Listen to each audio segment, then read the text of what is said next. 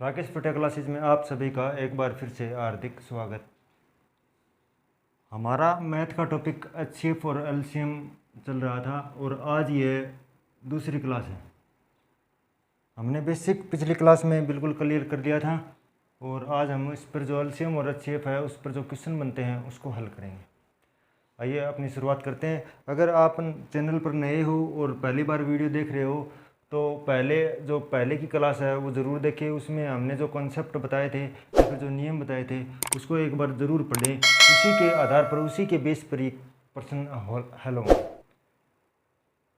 देखना पहला क्वेश्चन कुछ ऐसा है कि यदि 3 अंकीय दो संख्याओं का एचसीएफ 29 है, एचसीएफ कितना है 29 है, तथा एलसीएम 41 47 है, तो इन संख्याओं का योग बताइए। अब इन संख्याओं का योग बताइए। अब जो कंसेप्ट था हमारा वो देखना ये था, क्या कंसेप्ट ये था कि x हम जो मानते थे वो होता था एचसीएफ और संख्याओं का गुणा इनटू जो एचसीएफ होता था वो होता था हमारा एलसीएम। ये हमने पिछली कक्षाओं में पढ़ लिए थे दोनों ही कंसेप्ट। कैसे बने ये आप पीछे देख सकते हैं, हमने बिल्कुल प्रूव करके दिखाए थे कि ये ऐसे बने हैं।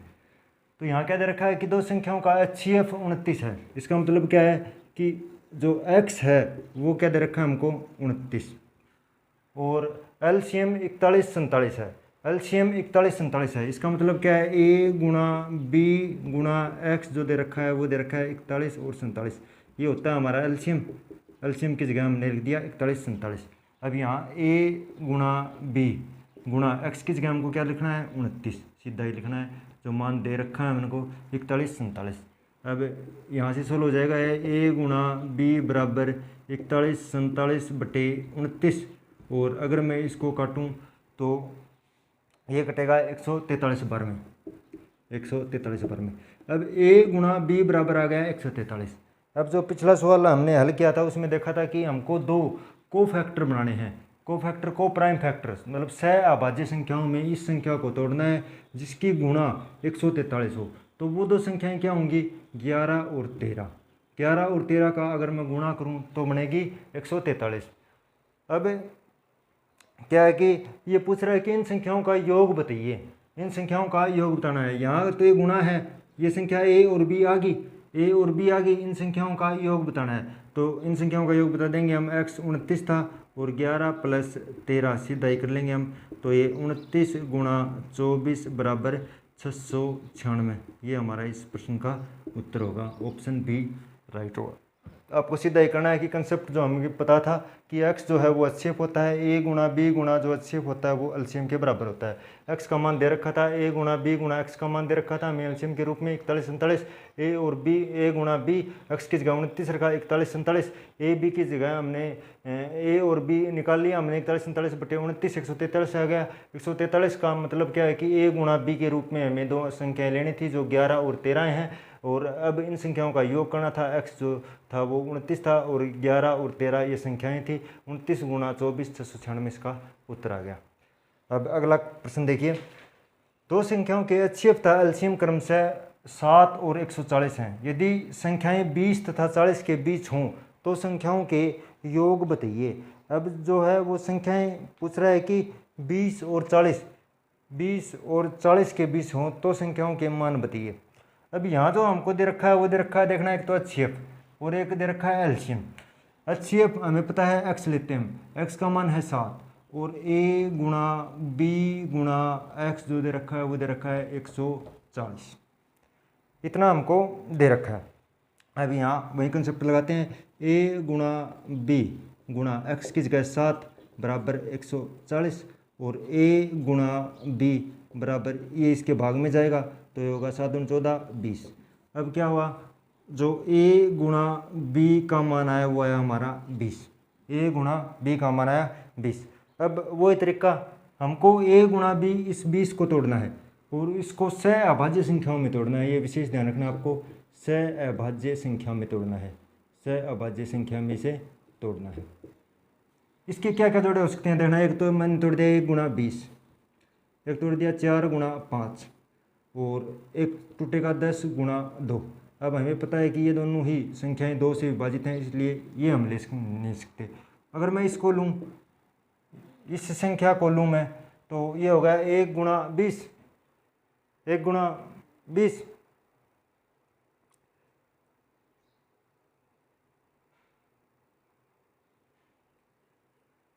और इस संख्या को ले लेते हैं हम, इस संख्या को 4 और 5। अगर 1 × 20 में देखना ये संख्याएं हैं ए और बी और इसके दोनों में ही x कॉमन होता है। हमें पता है HCF दोनों ही संख्याओं में लेते हैं। जब अनुपात में जो संख्या होती हैं उसके अनुपात में हमेशा ही गुणा में x होता है। अब जो x है वो हमारा 7 है। अगर मैं 1 को 7 से गुणा करूँ तो 7 और 20 से गुणा करूँ तो 140, लेकिन हमें संख्याएँ क्या लेनी है 20 तथा 40 के बीच में। 4 से करते हैं, 4 × 7 और 5 × 7।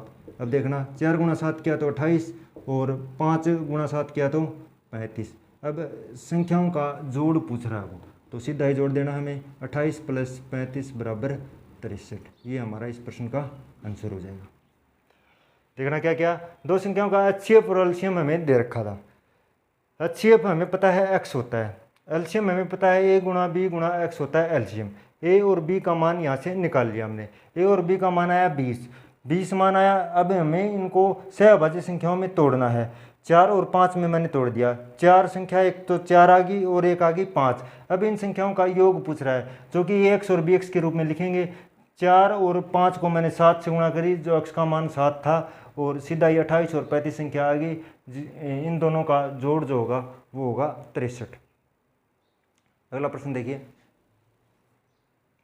सीधा ही अगर आप शुरुआत से अपनी कक्षाओं को नियमित रूप से देख रहे हो तो इस प्रश्न बिल्कुल आसान है, वरना आपको कुछ समझ में नहीं आने वाला।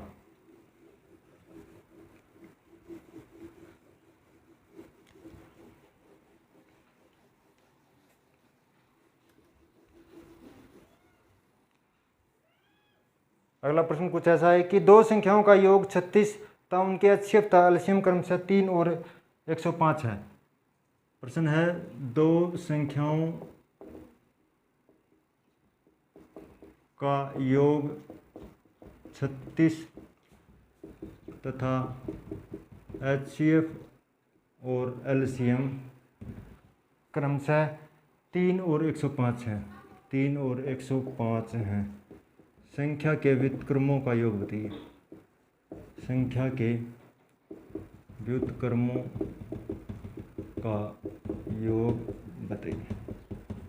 संख्या के व्युत्क्रमों का योग बताना आपको। यहाँ में दे रखा है संख्याओं का योग और LCM और HCF।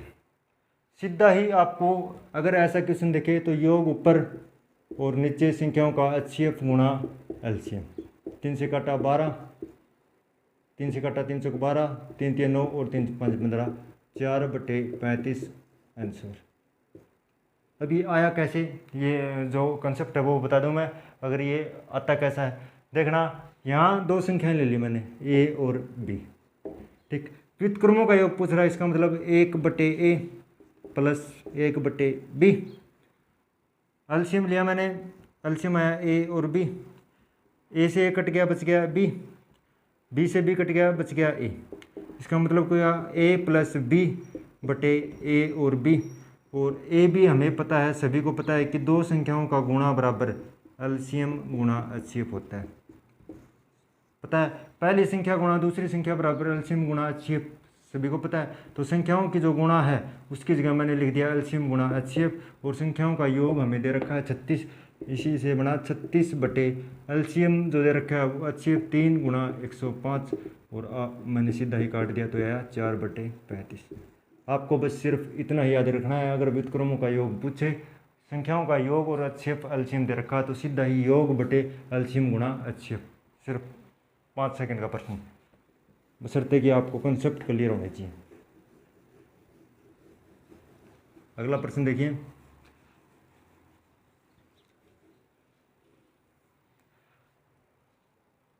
अगला प्रश्न है कि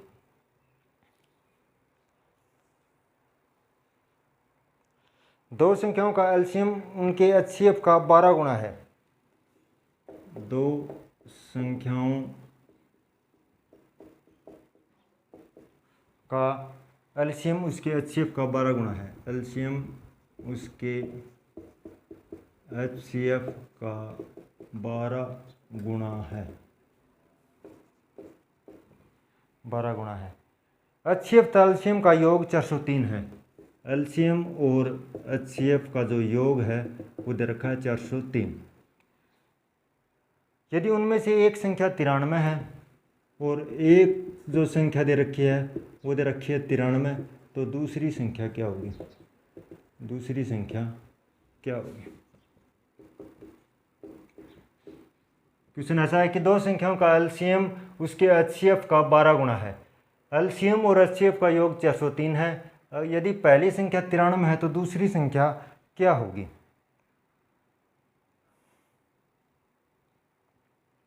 अब देखना, एलसीएम और HCF इसमें रेशो अनुपात का काम करेगा। एलसीएम और HCF, एलसीएम और HCF का जो रेशो होता है वो देखना क्या होता है। एलसीएम को अगर मैं लिखता हूँ A गुणा B गुणा X बराबर एलसीएम होता है, और HCF होता है X से X कटा, तो इसका जो रेशो होता है वो हमेशा ही AB रेशो 1 होता है।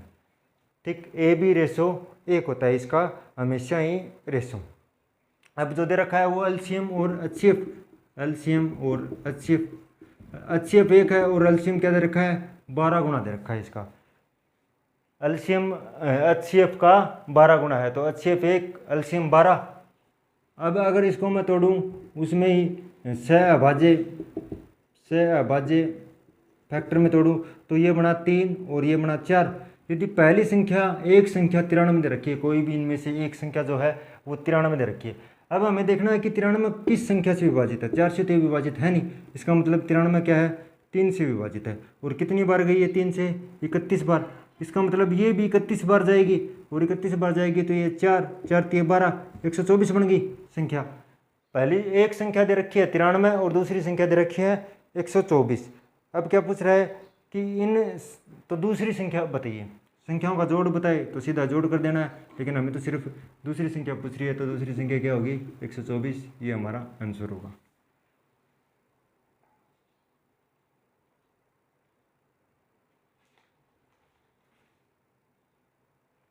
अगला प्रश्न देखिए।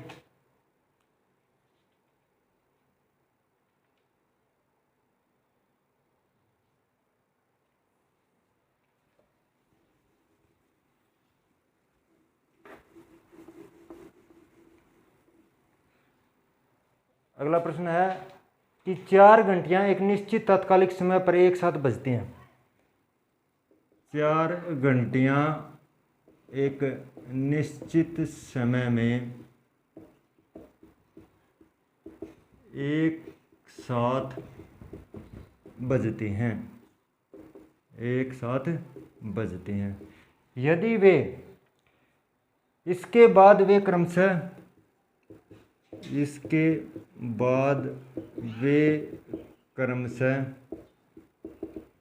6, 8, 10 और 12 सेकंड के 6, 8, 10 और 12 सेकंड के अंतराल पर बजें, सेकंड के अंतराल पर बजें,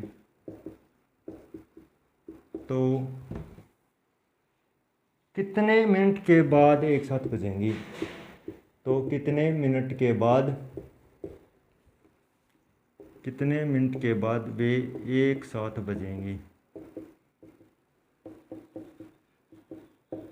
देखना, कुछ 4 घंटियां दे रखी हैं जो कि एक साथ बजती हैं। वे क्रमशः 6, 8, 10 और 12 सेकंड के अंतराल पर बजती हैं, तो कितने मिनट के बाद वे एक साथ बजेंगी? अब इस जो क्वेश्चन है उसमें करना है हमको सीधा ही एलसीएम लेना है। अब 6, 8, 10 और 12 का एलसीएम अगर भाग विधि से लेना चाहते हो तो ले लो।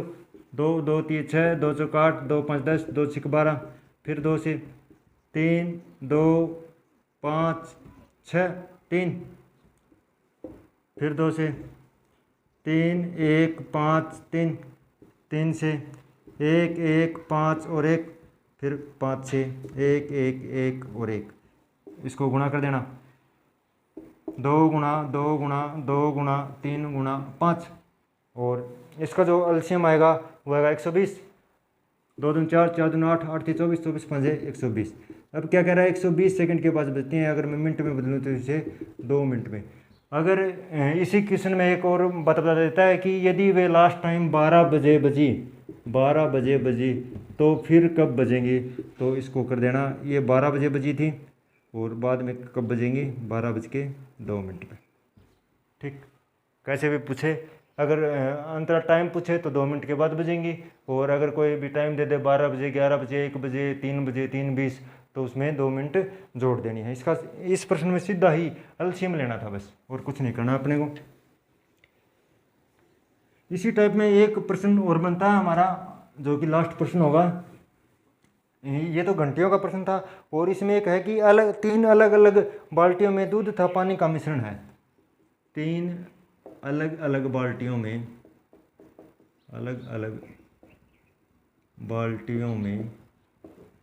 दूध तथा पानी का मिश्रण है।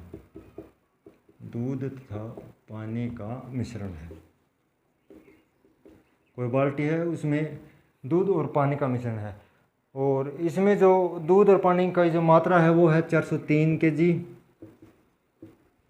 434 kg तथा 465 kg, 434 kg और 465 kg, इतना कुछ दूध था।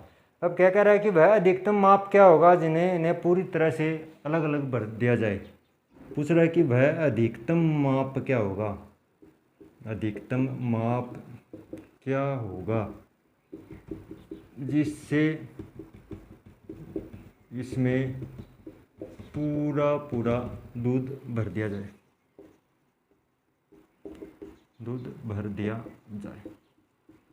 देखना, अधिकतम माप पूछ रहा है, इसका मतलब HCF होगा, हाईएस्ट कॉमन फैक्टर। अब हमें किन संख्याओं का HCF लेना है, 403, 434 और 465। अगर पिछली क्लास ध्यान से पढ़ी हो आपने, तो मैंने इसके तीनों ही नियम बताए थे इसके निकालने के। तो एक जो डिफरेंस मेथड उससे हम इसको हल करते हैं। उसमें मैंने क्या बताया था कि 2 संख्याएं लेनी है, और उनके बीच जितना कम से कम डिफरेंस हो वो संख्या लेनी है हमको। उन जो डिफरेंस होगा या तो वही HCF होगा, या फिर डिफरेंस के जो फैक्टर होंगे उनमें से कोई संख्या का HCF होगा। अब मैं अगर ये 2 संख्याएं लूँ तो इनका डिफरेंस है 31। हमें पहले चेक करना है या तो डिफरेंस ही इसका वो होगा HCF होगा, या फिर इसके जो फैक्टर बनेंगे। अब फैक्टर तक किसके बनने नहीं, इसका मतलब सीधा ही 31 हमारा HCF होगा, और वो आंसर भी 31 होगा। आप इससे भाग करके देख लेना, तीनों संख्याएं ही 31 से विभाजित होंगी। इस तरह एक प्रश्न थे।